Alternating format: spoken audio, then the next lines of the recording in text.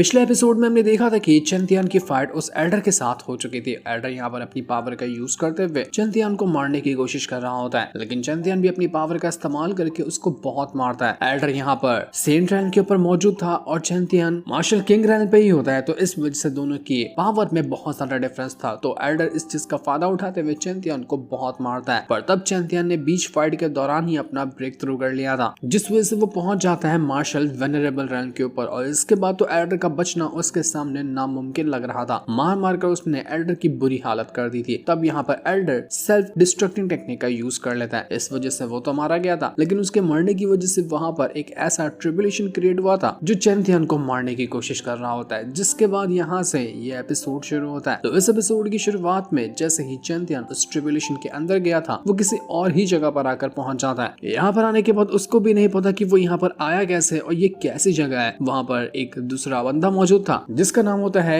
मुकिनियान। वो अपनी बहन से कह रहा था कि मुकिन, तुम यहाँ पर खुद ही ठीक नहीं हो और तुम यहाँ पर इस बंदे को क्यों ठीक करना चाहती हो? पहले तुम अपना ख्याल रख लो, तभी जाकर दूसरे का ख्याल रखना। उसकी जो बहन मुकिन थी वो चेंतियान का ख्याल रख रही होती है, क्योंकि वो यहाँ से गुजर रही थी तो उसको नजर आया कि चेंतियान जमीन पे पड़ा हुआ है। ट्रिब्यूलेशन के अंदर जाने के बाद चेंतियान यहीं पर आकर गिरा था। ये जगह बहुत ज्यादा मिस्टीरियस थी। जब इसको इंजर्ड देखी उस मुकिन ने, तो वो उसके पास चली आई उसका इलाज करने के लिए, लेकिन उसके भाई के न्यान को पसंद नहीं आया कि वो खुद यहाँ पर बीमार है तो दूसरे का इलाज वो क्यों कर रही है। तो मुकिन कहने लग जाती है कि देखो अभी तक कि इसके अंदर जान बची हुई है, इसलिए मैं इसको ऐसे नहीं छोड़ सकती, मैं पूरी कोशिश करूंगी ताकि इसको ठीक किया जा सके। तो ये सुनकर वो जो मुकिनियान होता है वो अपने पास से एक पिल निकालता है और वो चेंतियान को दे देता है ताकि चेंतियान खुद को रिकवर कर सके और वो होश में आ पाए, क्योंकि वो पूरी तरह से वहां पर बेहोश हुआ पड़ा था। तब पिल मिलने की वजह से चेंतियान को थोड़ा थोड़ा होश आने लगता है। वो जैसे होश में आता उसको कुछ भी याद नहीं था, यहाँ तक कि उसको ये भी नहीं पता कि वो है कौन और कौन सी जगह पर आ चुका है। ऐसी बुरी हालत हो गई थी वो ट्रिब्यूलेशन का अटैक उसको लगने की वजह से। तो बाकी लोग जो वहां पर थे, वो भाई बहन, वो कहने लग जाते कि हमने तुम्हें बचाया, लेकिन तुम्हें तो अपना भी नाम नहीं पता कि तुम कौन हो, कहाँ से आते हो। किनियान चेंतियान से कहना चाहता कि देखो मेरी बहन ने तुम्हें बचा लिया है ना, अब तुम यहाँ से जा सकते हो, चले जाओ यहाँ से, और हमें भी यहाँ से जाना है। मुगिन चेंतियान से कहना चाहती कि देखो तुम बहुत ज्यादा चोटिल थे, तुम्हें बहुत ज्यादा चोटें लगी हुई थी, तो इसी वजह से मुझे लगता है कि तुम कुछ टाइम के लिए अपनी याददाश्त भुला चुके हो। जब तुम अपने आप को अच्छे से रिकवर कर लोगे ना, तो तुम्हें पता चल जाएगा कि तुम कौन हो। मुझे तुम्हें ऐसी हालत में यहाँ पर छोड़ना ठीक नहीं लग रहा। हम लोग पास ही के गांव में रहते हैं, तो क्या तुम हमारे साथ चलना चाहोगे? हम वहां पर तुम्हारा ख्याल रखेंगे, तुम अच्छे से रह सकते हो। लेकिन उसका भाई कहना चाहता है कि बहन तुम पागल तो नहीं हो गई ना, ये कौन से अनजान इंसान को हम अपने महल कैसे ले जा सकते हैं? हमें नहीं पता कि ये कहाँ से आता है, इसका इंटेंशन क्या है, कुछ गलत इंटेंशन हुआ तो हमें इसको अपने साथ नहीं लेना चाहिए। लेकिन उसकी बहन तो मानने के लिए तैयार ही नहीं थी, वो चेंतियान को लेना ही चाहती है। वो उससे कहने लग जाती है कि देखो चेंतियान, तुम्हारे चोट लगने की वजह से ना तुम अपनी कल्टीवेशन पावर भी भूल चुके, तुम बिल्कुल एक नॉर्मल मॉडल इंसान जैसे हो जिसके पास कोई पावर नहीं है, और ऐसी जगह पर बिना किसी पावर के सरवाइव करना बिल्कुल इम्पॉसिबल है, इसलिए तुम्हें हमारे साथ हो जाना चाहिए। तो ये सुनकर चेंतियान को कुछ समझ में तो नहीं आता कि यहाँ पर क्या चल रहा है, वो कौन है, उसके साथ क्या हो रहा है, लेकिन उसको ये लग रहा था कि ये लोग सही कह रहे हैं। तो वो मुगिन के साथ जाने के लिए तैयार हो चुका था। किनियान उससे कहने लग जाते कि देखो तुम्हें बहुत ज्यादा ना नहाने की जरूरत है, तुम न जाने कहाँ से उठ कर आए हो, इतनी ज्यादा स्मेल आ रही है तुम्हारे अंदर से, उसका कोई हिसाब ही नहीं है, जाओ जाओ जल्दी से नहा के आओ। तो चेंतियान अपना हाथ मुंह धोने के लिए वही तालाब के पास चला जाता है। किनियान जो था वो कहने लग जाता है कि यार मैं तो एक यंग मास्टर हूँ अपनी मू फैमिली का, लेकिन तब भी मुझसे ज्यादा हैंडसम ये बंदा कैसे है? बड़ा ही खतरनाक बंदा है। जब उसकी नजर उसकी बहन के ऊपर जाती है तो उसकी बहन तो बिल्कुल लग रहा था कि फिदा हो चुकी है चेंतियान के ऊपर, वो बस उसको देखे जा रही थी। तो ये चीज देखकर किनियान को पसंद नहीं आता। वो चिल्लाते हुए चेंतियान से कहना चाहता है कि देख कोई लड़के, तू भले से यहाँ पर कितना भी हैंडसम क्यों ना रहे, लेकिन इसका मतलब ये नहीं कि तू मेरी बहन को इतनी आसानी से पटा लेगा। तुझे हम लोग ना सिर्फ एक नौकर की तरह ले जा रहे हैं, नौकर वाले कमरे में रहेगा, वहां पर अगर तू थोड़ा बहुत ठीक हो जाता है तो उसके बाद तुम वहां से कल्टी मार लेना। ज्यादा टाइम तक हमारी मुंह फैमिली के अंदर तुम्हें रहने की कोई जरूरत नहीं है। वैसे तुम्हें शुक्र मनाना चाहिए कि हम लोगों ने तुम्हें यहाँ पर बचाया। हमारी मुंह फैमिली पूरे के पूरे गांव की सबसे नंबर 1 फैमिली है। हम लोग स्वॉर्ड वगैरह बनाते हैं, वो भी हेवनली स्वॉर्ड, और हमारे स्वॉर्ड इस पूरे के पूरे कंट्री के अंदर फेमस है। हर कोई हमारे ही स्वॉर्ड को यूज करता है। तो इतनी अच्छी फैमिली में तुम्हें ऐसे ही आने का मौका मिल गया। इसके बाद इस सारे के सारे लोग सेक्ट में आ चुके थे जहाँ पर ये मुंह फैमिली वाले लोग रहते हैं। वहां पर एक बंदा आता है जो उस यंग मास्टर किनियान से कहना चाहते कि देखो क्लान लीडर जो है ना वो तुम्हें बुला रहे, जल्दी से तुम्हें वहां पर जाना चाहिए। इसलिए किनियान उस बंदे से कहना चाहता कि देखो ये चेंतियान है, इसको ना गुलामों वाले कमरे में रख दो, तो मैं क्लान लीडर से मिल कर आता हूँ। तो वो बंदा चेंतियान को जहाँ पर नौकर वगैरह रहते हैं वहां का लोकेशन बता देता है। तो चेंतियान उसी ओर जा चुका था। इसके बाद हम फैमिली का सीन देख पाते हैं जहाँ पर लीडर और बाकी सारे के सारे लोग मौजूद थे। यहाँ पर वो लीडर कह रहे होते कि हमने किंग रैलन की भी पिल का यूज करके देख लिया, लेकिन तब भी मुकिन जो है उसके ऊपर जो पॉइजन लगा हुआ है उसका असर खत्म नहीं हो रहा। मुकिन के ऊपर पॉइजन लगा हुआ है, इस वजह से उसकी हालत इतनी ज्यादा खराब है और उसका भाई उसके लिए टेंशन में था। लीडर कह रहे होते कि देखो अगर यहाँ पर इस पॉइजन का असर खत्म करना है ना तो इसका सिर्फ एक ही एंटीट्यूड है इस दुनिया में जो कि यी फैमिली के पास है। अगर उन लोगों ने हमें एंटीट्यूड नहीं दिया ना तो हम मुकिन को नहीं बचा पाएंगे। लेकिन मुकिन कहने लग जाते कि फादर आप ऐसा कैसे सोच सकते हैं कि आपको यी फैमिली के पास जाकर गिड़गाने की जरूरत है। उनको पता है ना कि उनकी डिमांड क्या है। उन्होंने कहा है कि वो हमारी सबसे खास इंक स्वॉर्ड जो है उसको हासिल करना चाहते हैं। अगर हम अपनी इंक स्वॉर्ड देंगे तब वो लोग एंटीडोट देंगे। लेकिन मुझे उनकी बात पे अभी भी भरोसा नहीं है कि हमने अगर इंक स्वॉर्ड दे दी ना उनको तब भी वो लोग वो एंटीडोट नहीं देंगे। इसलिए उनके साथ डील करना ये बिल्कुल गलत बात होगी। इससे सिर्फ हमारा ही नुकसान होगा। मेरी किस्मत में इस तरह से पॉइजन का आना लिखा हुआ था, इस वजह से वो पॉइजन का असर मुझे हुआ और अगर मैं मर भी जाऊं यहाँ से तो इसमें सिर्फ मेरी किस्मत का ही हाथ होगा। इसलिए फादर आपको मेरे लिए फिक्र करने की कोई जरूरत नहीं है, नहीं उससे ये फैमिली वालों से बात करने की जरूरत है। किनियान कहने लग जाता है कि सारी की सारी मेरी गलती है। मुझे तो उस ये फैमिली वालों को खत्म कर देना चाहिए था जब इससे पहले हमारी उनके साथ फाइट हुई थी तो,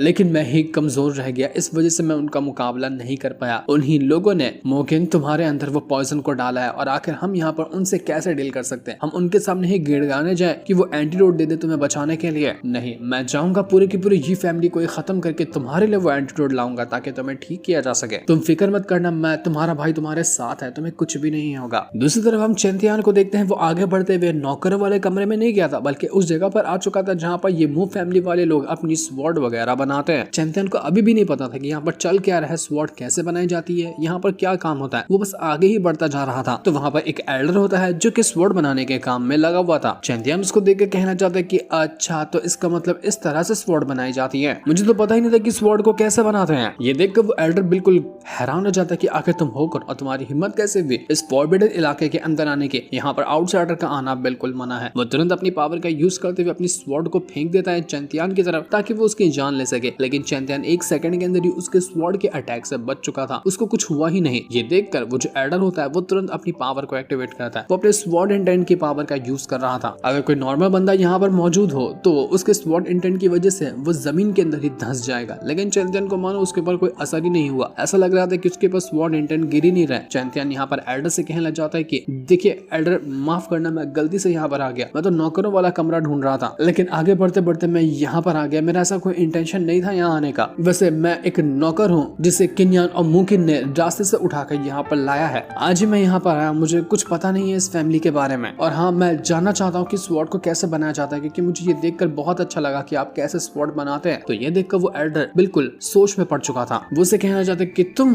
एक मॉर्टल हो जिसके पास कोई कल्टीवेशन पावर नहीं है। नहीं, मैं इस बात को मान ही नहीं सकता क्योंकि तुमने एक सेकंड के अंदर मेरी स्वॉर्ड के अटैक को रोका और यहाँ तक कि मेरे स्वॉर्ड इंटेंट को तुम ऐसे झेल रहे हो मानो कि तुम्हारे पर कोई असर ही नहीं हो रहा, जबकि मेरे स्वॉर्ड इंटेंट से अच्छे अच्छे कल्टीवेटर की हालत खराब हो जाती है। तो तुम मॉडल नहीं हो सकते। चेंतियान कहना चाहते कि स्वॉर्ड इंटेंट वो क्या होता है? मुझ पर तो किसी चीज का यहाँ पर असर ही नहीं हो रहा है। ऐसा लग रहा है कि नॉर्मल है सारी चीजें यहाँ। एल्डर बिल्कुल पगला चुका था कि भाई साहब ये है कौन, इतने पावरफुल स्वॉर्ड इंटेंट का इसके ऊपर असर नहीं हो रहा और कह रहा था कि यहाँ पर उसको लग रहा है कि कुछ है ही नहीं। चेंतियान उससे कहना चाहता है कि आपने ये जो स्वॉर्ड इंटेंट कहा ना, ये क्या होता है? आप मुझे अच्छे से बताएंगे? मुझे बहुत ज्यादा क्यूरियोसिटी आ रही है इन सारी चीजों के अंदर। मैं जानना चाहता हूँ स्वॉर्ड कैसे बनाया जाता है, स्वॉर्ड इंटेंट क्या होता है, कल्टीवेशन क्या होता है। आप मुझे इसकी थोड़ी बहुत जानकारी देंगे? तो ये देखकर वो एल्डर कहना चाहता है कि अच्छा तुम्हें स्वॉर्ड बनाने में इंटरेस्ट आ रहा है ना, तो ठीक है, मैं यहाँ पर हूँ ना, मैं तुम्हें सिखाऊंगा कि कैसे स्वॉर्ड को बनाया जाता है। वो चेंतियान को अपने हथौड़े के पास लेकर आता है जहाँ पर हथौड़ा मारना होता है लोहे के ऊपर और मारते मारते ही यहाँ पर स्वॉर्ड को तैयार किया जाता है। एल्डर कहने लग गया था कि जरा देखो संभाल के, ये जो मेरा हथौड़ा है ना वो टोटल 3000 किलो का है जिसे शायद तुम नहीं उठा पाओगे, तो जरा संभाल के उसको उठाने की कोशिश करना। लेकिन बेचारा एल्डर यहाँ पर बात ही कर रहा था कि इससे पहले चेंतियान हथौड़ा उठाता और ऐसा पटक के मारता है उस हथौड़े को लोहे के ऊपर कि पूरा घर जो था यहाँ पर जहाँ स्वॉर्ड बनती है वो हिलने लग गया था। एल्डर का यहाँ पर मुंह खुला का खुला रह जाता है कि भाई साहब ये हुआ क्या? तुम इतनी भारी हथौड़े को कैसे उठा सकते हो? उठाया तो उठाया, तुमने ऐसे मारा कि मानो तुम्हारे हाथ में कागज का टुकड़ा हो। चेंतियान कहने लग जाता है कि आपने कहा ये 3000 किलो का, लेकिन मुझे तो 3 किलो का भी नहीं लग रहा,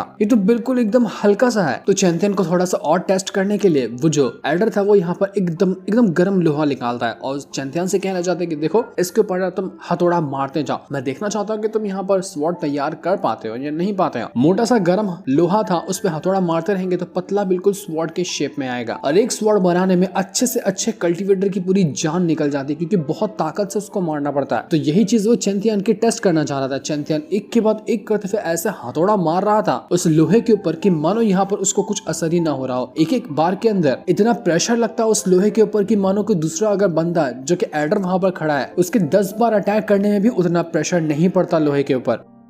एल्डर समझ चुका था कि नहीं मैं मान ही नहीं सकता कि कोई नॉर्मल इंसान है जिसके पास कोई कल्टीवेशन पावर नहीं। ये एक ऐसा बंदा है जो कि शायद ही इस दुनिया में इससे पहले कभी कोई आया होगा। चैंपियन स्वॉर्ड मारते मारते जैसे ही स्वॉर्ड के ऊपर अटैक कर रहा था उसके लाइफ और डेथ की जो पावर होती है वो हल्की सी एक्टिवेट होती है और सीधा स्वॉर्ड के अंदर जा चुकी थी। चैंपियन को खुद नहीं पता कि उसके लाइफ और डेथ की पावर उसके पास मौजूद है और जैसे वो पावर गई वो तुरंत ही यहाँ पर स्वॉर्ड जो होती है वो तैयार हो जाती है। इस स्वॉर्ड के अंदर पावर थी लाइफ और डेथ की और इसका यूज किया जाए तो जितनी भी अब तक के इस मू फैमिली ने स्वॉर्ड बनाया होगा ना उनके सारी स्वॉर्ड को आसानी से ये अकेली स्वॉर्ड हरा सकती है जिसको चैंपियन ने बस 1 मिनट के अंदर बनाया। एल्डर अपने मन में कहने लग जाता है कि हमारी मू फैमिली ने कम से कम हजारों साल से यहाँ पर टिकी हुई है और कितने सारे एक्सपर्ट आए स्वॉर्ड बनाए और यहाँ से दुनिया में भर में जाकर अपना नाम कमाया, लेकिन आज तक के मैंने ऐसा कोई बंदा नहीं देखा इस चैंपियन जैसा। ये सबसे ज्यादा यूनिक है। मुझे ऐसा लगता है ना कि ये ऐसा जीनियस है जिसको हेवन ने खुद उतारा होगा जमीन के ऊपर। ऐसा जीनियस इससे पहले कभी भी नहीं यहाँ पर ना आया था ना आ सकता है। अगर ये चैंपियन हमारे साथ हो जाए ना तो हमारी मू फैमिली जहाँ पर कमजोर है ये फैमिली और बाकी सारी फैमिली से हम डर कर रहते हैं, हमारे सारे के सारे डर खत्म हो जाएंगे और हमारी मू फैमिली इतनी ज्यादा स्ट्रांग हो जाएगी जिसका हिसाब भी नहीं लगाया जा सकता। वो चैंपियन से बिल्कुल इंप्रेस हो चुका था। वो उससे कहने लग जाता है कि बच्चे तुम बहुत ज्यादा कमाल के हो, तुम्हें स्वॉर्ड बनाना अच्छा लगता है ना, मैं तुम्हें एक कमाल का गिफ्ट देता हूँ। ये जो हथौड़ा देख रहे हो आज से ये तुम्हारा हुआ। देखो एक स्वॉर्ड बनाने वाला इंसान किसी को भी अपनी हथौड़ा देता ही नहीं है, लेकिन मैं तुमसे इतना ज्यादा इंप्रेस हुआ कि तुम ये मेरा हथौड़ा रख सकते हो। इसको लो, प्रैक्टिस करो, अपने आप को स्ट्रॉन्ग बनाओ। तुम इतने ज्यादा स्ट्रॉन्ग बंदे हो ना जिसके बारे में शायद तुम्हें भी नहीं पता है। चैंपियन बिल्कुल हैरान और काफी ज्यादा खुश हो चुका था कि अरे वाह ये तो बहुत अच्छी बात है कि आपने मुझे हथौड़ा दे दिया, मैं आपका ये एहसान कभी नहीं भूलूंगा। एल्डर बेचारा अभी भी बस यहाँ पर उस स्वॉर्ड को ही देखे जा रहा था जो चैंपियन ने बनाया था। वो देखकर जिसे स्वॉर्ड को पकड़ता है स्वॉर्ड उसके हाथ में थर थर कांपने लगती है, मानो कि यहाँ पर वो एल्डर भी इस स्वॉर्ड को हैंडल नहीं कर सकता जितनी स्ट्रॉन्गेस्ट स्वॉर्ड चैंपियन ने बनाया था। दूसरी तरफ हम ये फैमिली के कुछ बंदे को देखते हैं जहाँ पर यी चैन नाम का एक बंदा था, वो किनियन को मार रहा होता है। वो उसको मार कर कहने लग जाते हैं कि देखो आज मैं यहाँ पर फाइट करने के लिए आया नहीं था, लेकिन तुमने ही मुझ पे पहले हाथ उठाने की कोशिश की है। आज तो मैं यहाँ पर अपनी भाभी से मिलने के लिए आया हूँ जो कि तुम्हारी बहन है। मुझे मेरे बड़े भाई ने भेजा है ताकि मैं अपनी भाभी से मिलकर उनसे बात कर सकूं। मैंने सुना कि वो बाहर से अब आ चुकी हैं, तो जरा मुझे दिखाओ ना कि मेरी भाभी कहाँ है, मैं उनसे मिलना चाहता हूँ। तो ये सुनकर वो किनियन कहने लग जाता है कि अपना मुंह बंद कर, मेरी बहन कभी भी तैयार नहीं हुई है तेरे बड़े भाई से शादी करने के लिए, तो तू उसको भाभी कैसे कह सकता है? एक बार भी तूने अगर उसको भाभी कहा ना तो काट कर रख दूंगा तुझे। ये सुनकर यी चैन जो था उसको बहुत ज्यादा गुस्सा आ चुका था। वो कहना चाहता कि अब जाना बचकाने, 2 हाथ का तू है नहीं, अब बातें ऐसी बड़ी बड़ी करता है। वो किनियन कहना चाहता है कि तूने ही यहाँ पर मेरी बहन को पॉइजन दिया है और यहाँ पर अपने